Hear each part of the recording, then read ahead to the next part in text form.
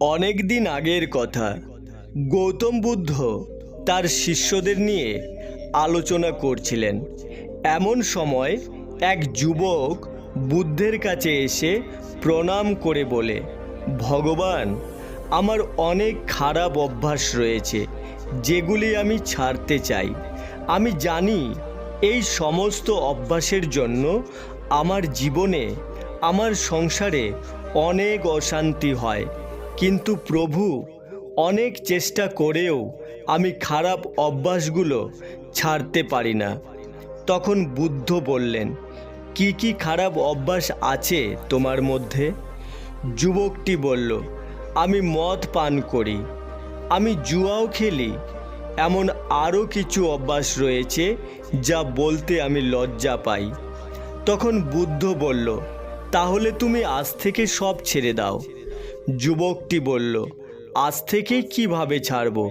ধীরে ধীরে ছাড়া যাবে না, কারণ একদিনে ছাড়াটা খুবই কষ্টকর হচ্ছে। তখন মহাত্মা গৌতম বুদ্ধ সেই যুবককে একটি ঘটনা শোনালো, যা শুনে যুবকটির জীবনে আমূল পরিবর্তন এলো। বুদ্ধ বলল, একবার এক ধনী যুবক একজন সাধুর কাছে এলো এবং সাধুকে সে ধনী যুবক সহস্র স্বর্ণ মুদ্রা দিতে লাগলো।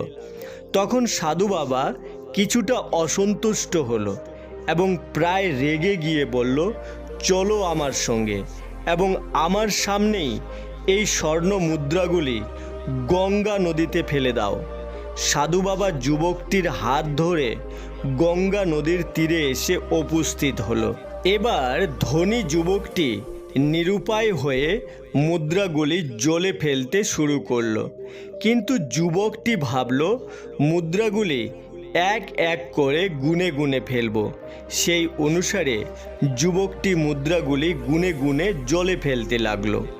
ক্রমে দুপুর হলো, বিকেল হলো, সন্ধে হলো।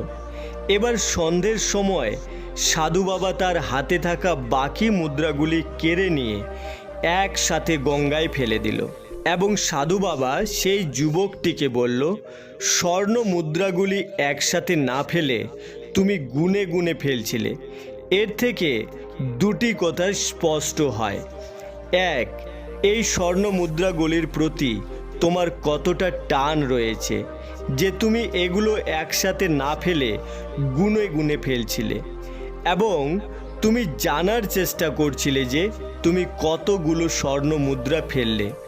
দ্বিতীয়ত, যে কাজটি তুমি এক মুহূর্তে করতে পারতে, সেই কাজটি করতে তুমি অনেক সময় অপচয় করলে। এবার ভগবান বুদ্ধ সেই যুবকটিকে বলল, যদি তুমি তোমার মধ্যে থাকা সমস্ত কু অভ্যাস ত্যাগ করতে চাও, তাহলে ধীরে ধীরে ত্যাগ করার বাহানা কেন? একবারে কেন ত্যাগ করো না? আজ থেকেই ছেড়ে দাও, এখন থেকেই ছেড়ে দাও। এরপর যুবকটি মহাত্মা বুদ্ধকে প্রণাম করে বলল, ভগবান, আমি আজ থেকেই আমার সমস্ত খারাপ অভ্যাস ত্যাগ করব।